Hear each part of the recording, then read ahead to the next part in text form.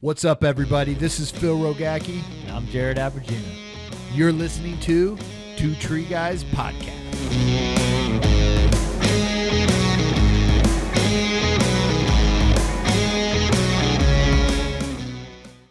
What's up, everybody? This is Phil Rogacki with Two Tree Guys here in Charlotte, North Carolina at the TCIA Expo 2022. I'm sitting here today with Mr. John Lobevero.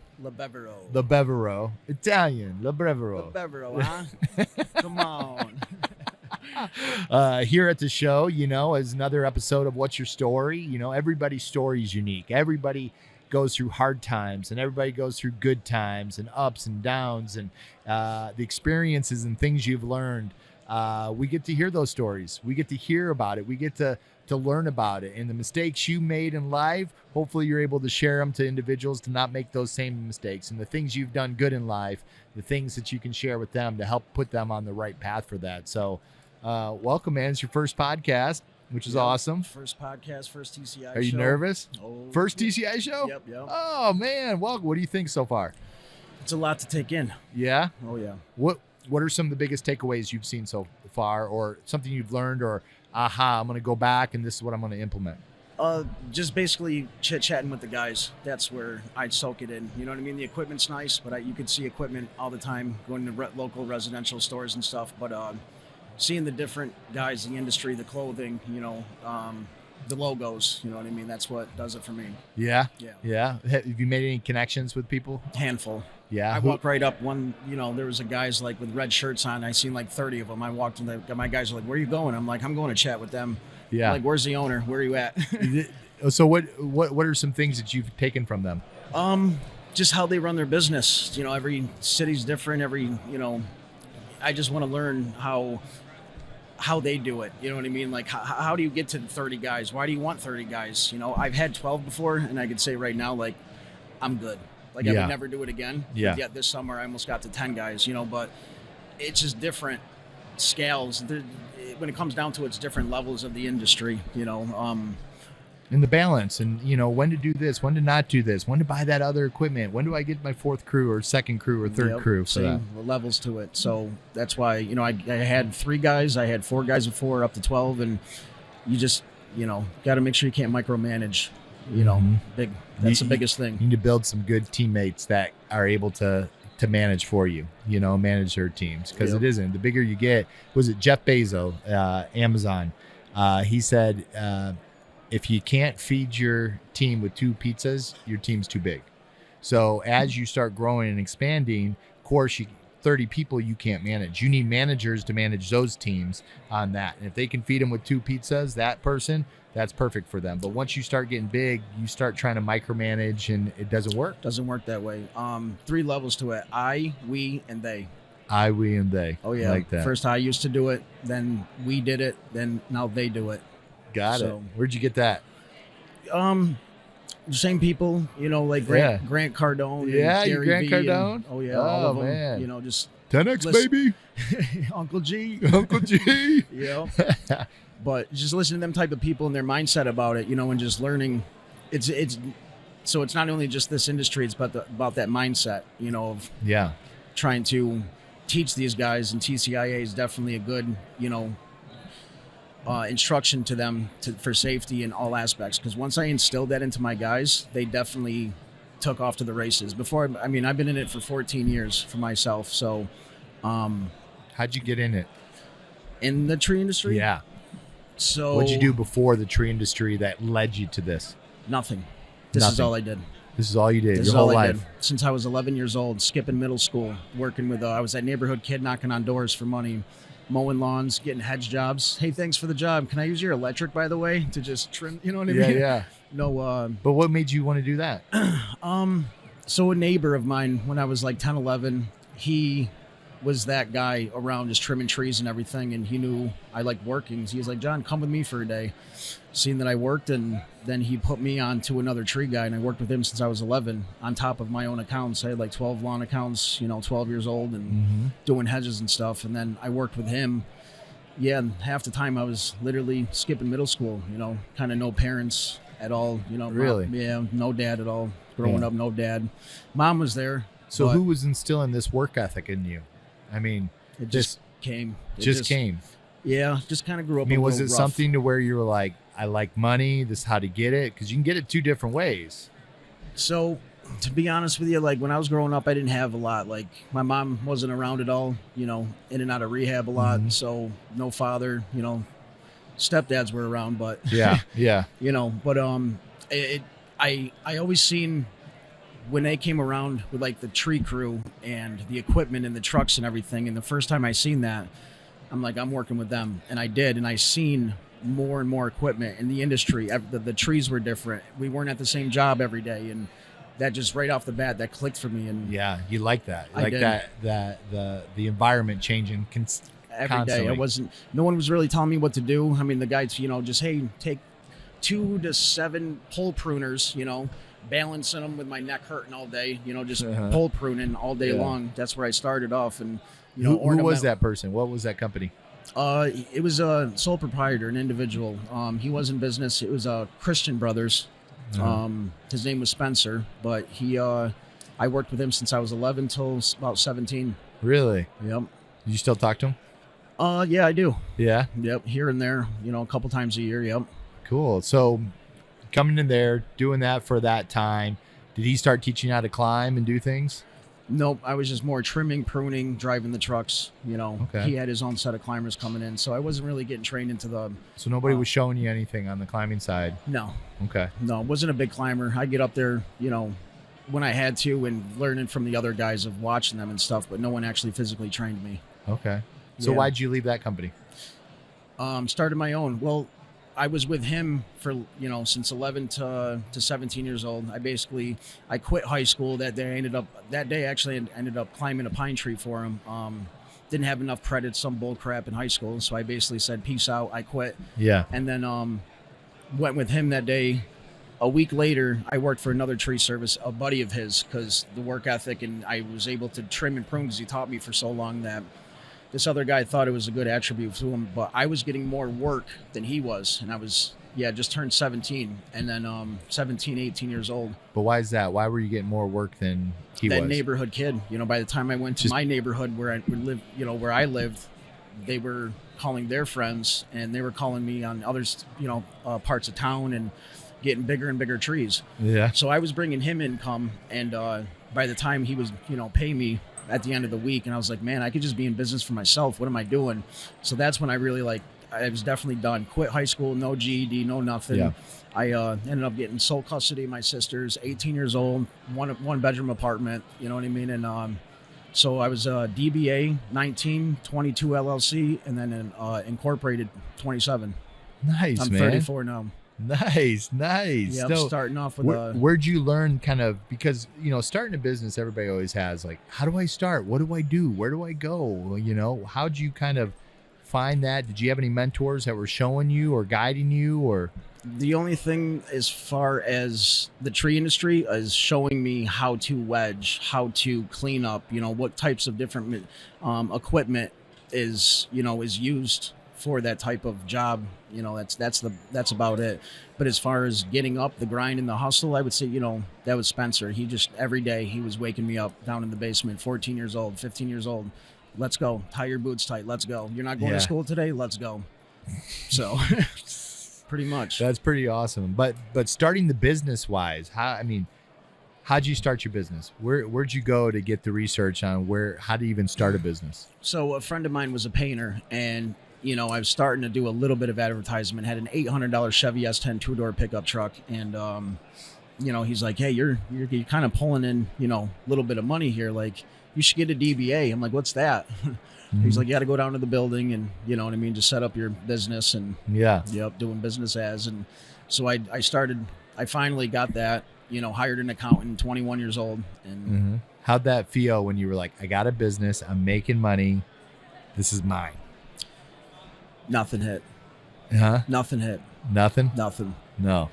Just nothing was ever good enough. From the scene when I seen growing up, my sisters, they got pulled out of the house at a young age. It was kind of a tragic whole entire situation with the family. So I had to take over, like I said, with my sisters and stuff. But so when I was just growing my business from 19, 20, 21 is when I really got established. After that, it just, everyone's like, we see out there, you're doing it. And I'm like, no, It's not enough. Not yet. No. But just the past 2 years, I finally can sit back. Like, I just realized just the past 2 years, I could say, all right, I appreciate what I have now. Good, man. But that's good. It's a lot of years of hard work doing it. Oh yeah, to get to that. Starting off with I took an old 1978 camper scamper trailer and like cut the whole top off, put 14-foot sidewalls on it, towing it with my Chevy S10 two-door, way overloaded, just putting 2 ropes inside the back of it, filling it up 18-foot high, just like stomping it, and then when we go to the dump site, tie it to a tree and hit the gas. Oh boy. Yeah, that's awesome. Got to start somewhere. You do, absolutely. I mean, it's a grind. It's a grind, and you got to have some grit. And a lot of people don't have grit to keep it going. It's embarrassing if I see it now. But you can appreciate that. You appreciate what you have now, and you needed those things back then to go through to go. I appreciate this. Yeah, I understand this, and I'm thankful for it. Yeah. If people are just handed all that nice, like. With some of our crews, they get the nice equipment, the nice trucks, and they don't appreciate the old beat up stuff that you start with. They have the nice, they know no difference, and they might treat it like an old beat up thing. And I would recommend anyone to start off that way because you can show that appreciation. Yeah, straight up. You can appreciate it with your team. Yeah. For that. So let's tell me about your company and where you guys are at and what you guys do. We do commercial and residential tree service. We've been in it, like I said, 14 years now. I think just the past 2.5 years we took off. I just got a 225 effer 2 years ago, so we've been running that. Remote control. How do you like grappler that? chainsaw, love it, man. Love it. Can't change our price or anything just because we got something fancy or anything. We're right, right up there with the rest of them. But we're in and out. Stuff that used to take us 2 days, we're in and out in 15, 20 minutes. Ain't that crazy? That's shit. We're at least where are you at? What location? Binghamton, New York. Binghamton, New York. Yep. Born and raised there. Johnson City. Yep. Gotcha. So you guys are doing residential, commercial, from that. When did you start getting into commercial? I would say 5 years ago. We got about a bunch of accounts, advertising companies, billboards along the highway, electrical companies, just a lot of local smoke companies around that I've been around long enough to I was the guy, all the painters and stuff and all the pressure washing companies around us, because I grew up with them, what I mean? So when we used to all hang out around the bar, you know what I mean? After hours and, I'm doing a roof, call John, so just like I said, I was that guy, that neighborhood, Johnson City, everyone knew me, everyone, I actually just hired a mentor from TCIA. Yeah. Like a mentor that comes in and checks your program out, your business, tell you what. Who's that? He's gonna kill me. I forget his name right now. On the spot, what was his name? I think his name was Charlie. But you brought him in to help kind of. He flew from California, coach you and to check out my program, check out the guys, see how we work, see how I do my estimates and everything. And that day he came in. We got breakfast. Was it Rick Shepard?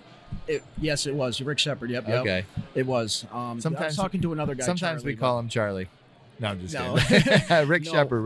Rick Shepard's a close friend of mine. I think it was the rep that was supposed to come out, but Rick ended up coming because I am talking to someone else through TCIA and Charlie. Well, Rick, you got a good dude there, man. You got a good dude, very knowledgeable, knows the industry, ups and downs, and's been through it all. That helps save you from making a lot of bad mistakes, that he made and that his person taught him. So that's cool. Yep.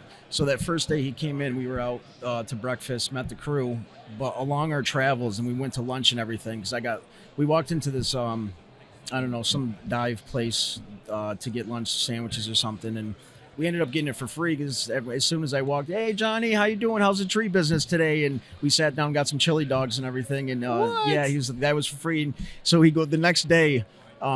He comes in, he goes, I had to tell my wife last night, he goes, this freaking young kid, he comes all over town, he goes to an estimate, 3 people across the street, hey John, how you doing? Everywhere we go, hey John, how you he's like, this kid was like a mafia kid walking around. So how'd you get that? I mean, how'd you get that respect? People knowing you and wanting to take their time to say hi, because in the world we live in today, it's less of that. It's more of communicating on the phone rather than seeing someone face to face and communicating and saying hello.